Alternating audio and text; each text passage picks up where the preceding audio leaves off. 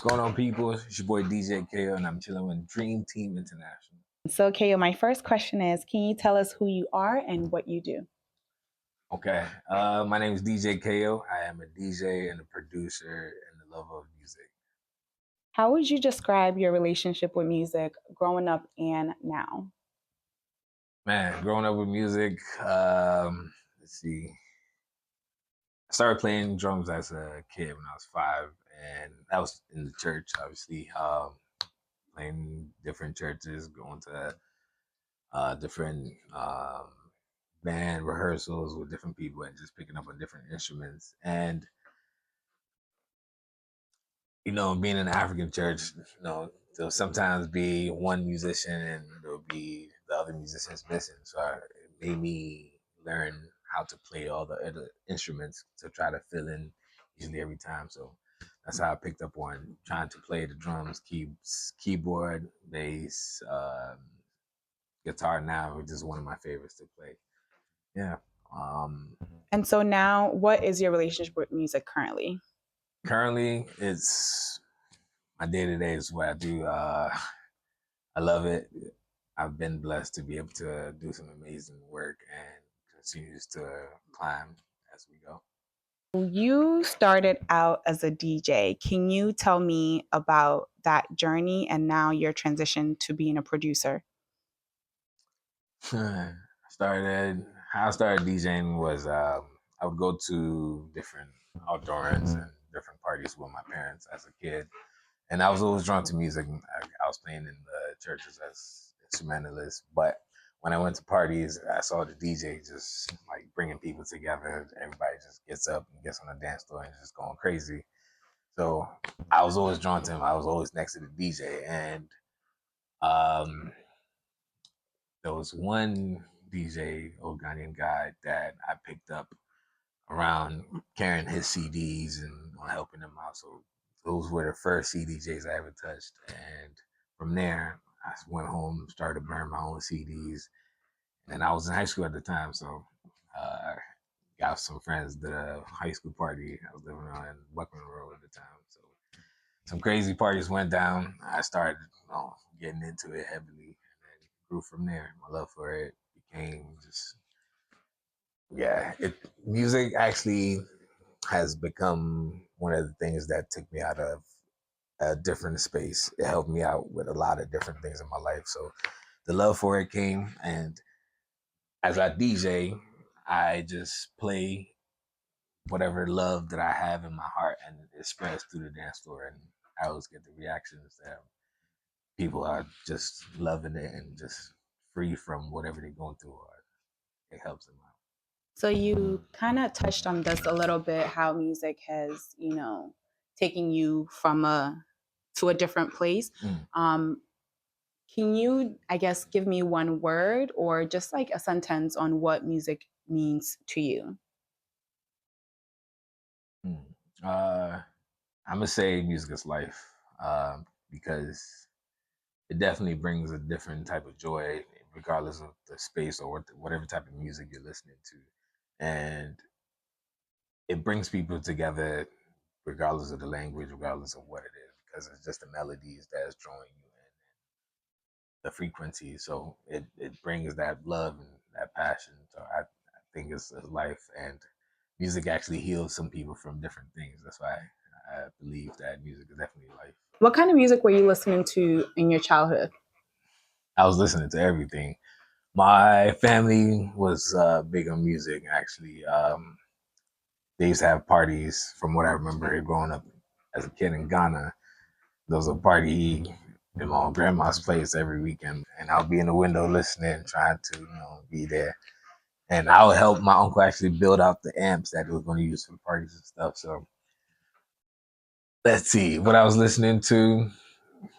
Tupac was definitely one of the ones I was listening to. I was listening to a band from Ghana, Takoradi, called Western Diamonds, phenomenal highlight band. There's Blay Ambolley. Those are similar Ghanaian legends for sure. There's Papa Youngs, and those.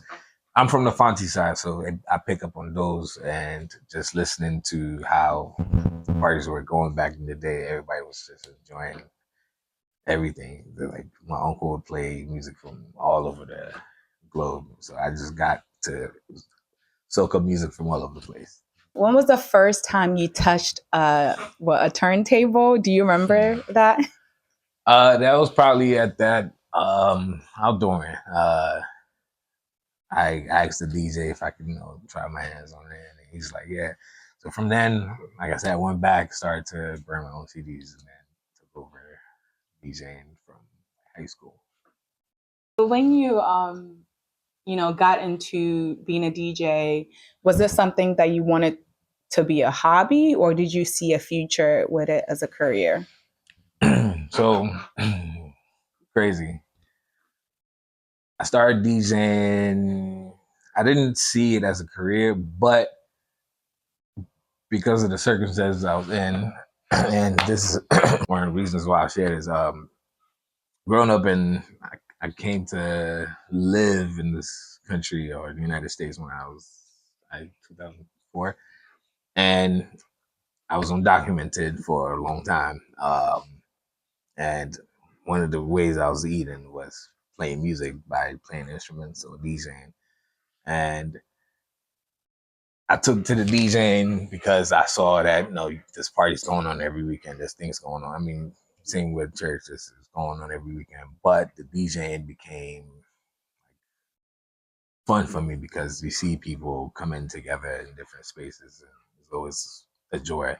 So building from that, uh, I took it as a career, and I never looked back because, like I said, it's been part of me since I was younger. So I was like, why not? Now you're not only a DJ, but you're also a producer who has produced with, work with a lot of dope artists. Tell me what the transition looked like, not just, DJing parties and events, but working with artists and producing music for artists. What has that transition been like for you? Transitioning from DJing to producing, I actually kind of slowed down DJing a bit. At that time, I was actually in Richmond, uh, and I started picking up because a few people that were inspiring me to get into it, and I didn't know I would be working with some of the people I'm working with today. As far as like production, I just thought I was just gonna be doing some remixes, recording different my own personal stuff. But I started creating, and life was being birthed. So I just said, "Hey, let's just keep it rocking." And been blessed to work with some amazing people doing this. You don't have to name drop, but you can. Who are some of the artists that you've worked with? uh, worked with a lot of local artists, international artists.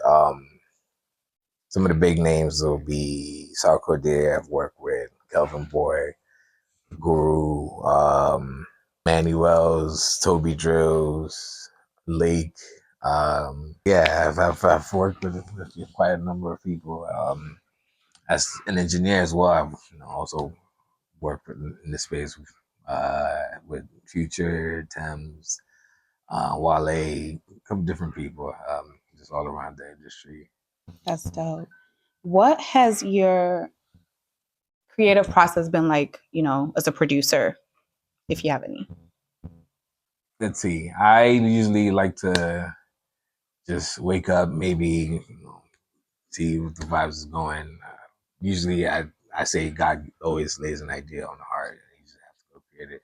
So I just come at any time. I don't have like a actual routine where I'm like going day to day, but if I feel it anytime at all, some of my beats would be like 3 a.m., 4 a.m., just whenever it is, just lay it down. And sometimes I could take walks and I hear some birds and I'll start recording, use it to create something crazy. Has there been a time where you felt like, you were in a creative rut or you felt like giving up? Many times, of course, as a human, you go through life challenges and a lot of different things. And sometimes it makes you feel like, is what I'm doing really what I'm meant to do?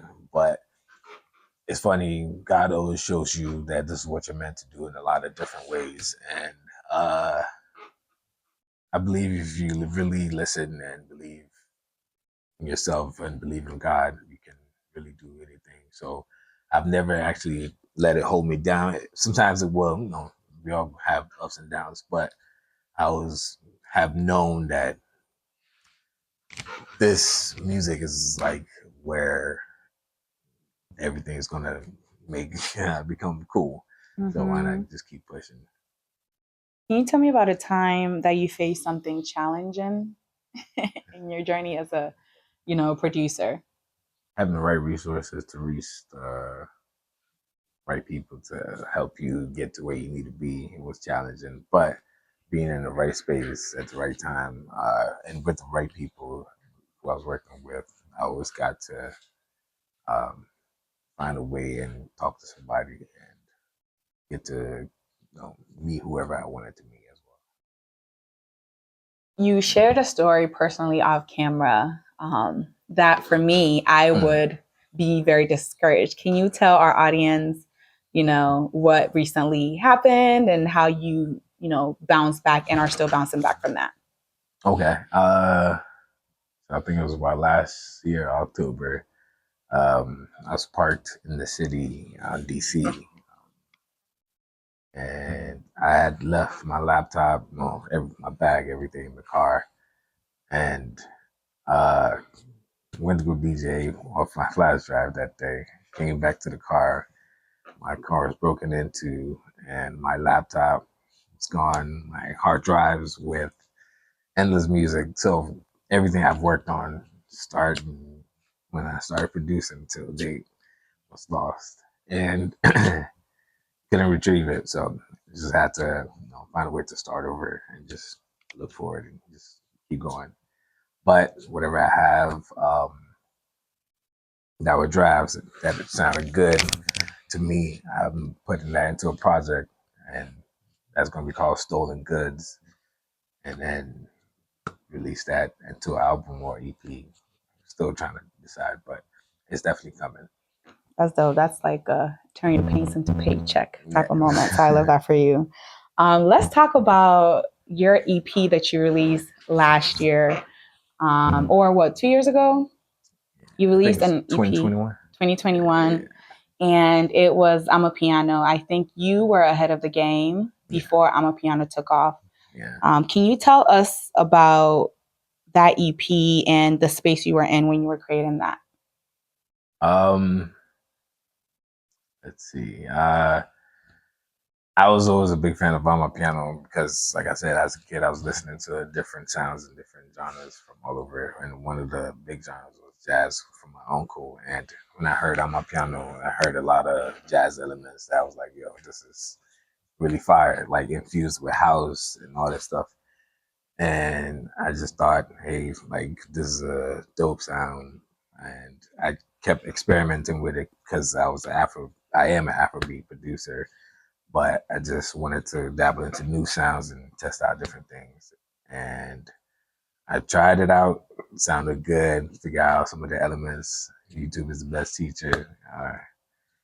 And then just went crazy and connected with some amazing artists to make an amazing project at the time where I just titled it "On My Piano Volume One." So definitely, I plan to release a couple more. But shout out to all the artists that were on there: Fizzy, his name changed to officially Bo, Toby Drills, Irvin Dollar, and Doomy. Those are some amazing artists that I've worked with in the area as well that brought that project to life. So shout out to them. That's amazing.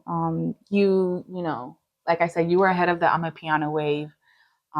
And when you were playing that at your sets, what was the reception like? How did people receive that before I'm a Wow. Piano became popular? Before I'm a Piano became popular, wow, DC, uh, none of the promoters wanted to hear it. They was like, bro, this is not selling. It's not making the money. It's not selling bottles. It was a struggle. So I even started my own nights where I was like, I've been just dedicated to Amapiano. So I started at Tokyo Pearl, and people were coming out. But before all of that, I met a few South Africans, here and there, and they were doing small pockets of Amapiano sets, and that's really how DC started picking up. Um, After, yeah, I think what was the big song, Championship, the video and Focalistic. That's when people really started getting into the sound of Amapiano. But I believe with Amapiano, there's different feels of it, and just the knocking bass, and then there's the smoothness and the soul, which is the jazz side, which is one of my favorites. Yeah. Do you have a favorite Amapiano artist? Lots of them, but he's a DJ. His name's Kelvin Momo. His sound is amazing. Yeah, I definitely love his sound. He used a lot of different jazz sounds, and like musically, it just makes sense. Do you have any, besides Kelvin Momo, do you have any other artists slash DJs that, you get inspired by? Um, the first DJ or like artist to inspire me was Fat Scoop. Like his energy, like on stage while I was DJing and just engaging with the crowd, it was just wild. And that was the first thing that drew me. But recently, uh, big fan of DJ Mafarisa. He had been in the South African house scene before, and I knew him before Amapiano. So switching into Amapiano with him and coming up with some crazy records have been really dope. Who else? A lot of people I really look up to and just pick different knowledge from. I like to learn. I'm always learning, so grabbing knowledge from everybody as I can. I want to know your opinion on the state of African music, from Afrobeats to Amapiano to, Afro soul. Like, what is your opinion on how African music is, taken the music scene by storm, and where do you see that going? Man, Afrobeats and just Africa in general has come into the light in a beautiful way where it wasn't before, and I love it. I've been a DJ for 16 years, and I've seen the transition of how like Afrobeats went from where we were before into what it is now, and I believe, like, especially for, let's say, I'm a piano as DJs, I think that's the new EDM space for all DJs in Africa. If you dabble a little bit into my piano and you want to get into the festival space, definitely that's the route I see that going. It's definitely growing, and it's a culture that's bringing different cultures together more than I've seen any other genre do. So I believe it's definitely going far. How are we going to see DJ as a part of, the African music scene history? Like, how would you want to be in that? I like to help out, like bring out some new talent to the game. I like to develop talent. I like to help whoever I can grow into the scene. So my impact would be just to focus, at least back home. One of my dreams is to bring out a lot of amazing artists back home. I've heard some crazy talented artists that live in Ghana. And people always send me stuff. People always claim me stuff like, "Yo, check this out," and I'm like, "Yo, these are some amazing people." And I look at the Ghana music industry structure from here, and I'm like, "Yo, one day we gonna be on top, and it's gonna be crazy." Yeah, I want to talk about that a little bit. So the Ghana music industry, versus the Nigerian music industry. Oh my gosh. What are your thoughts on that briefly? Damn. Okay. There's a big difference. And I'll say it like this. Ghanaians, we just started learning a few of these new things. But Nigerians, I say this: Nigerians by nature, they are go getters, and Ghanaians, we are go getters, but we're more like the blessings are gonna come to us, you know. And that's really how I see the music scene as well. Nigeria, I've been in spaces where I saw all Nigerians working at labels, working at Spotify, working at Apple Music. So when I saw the music growing, I understood what was going on in the background as well. But Ghanaians were now just like, okay, even like shows.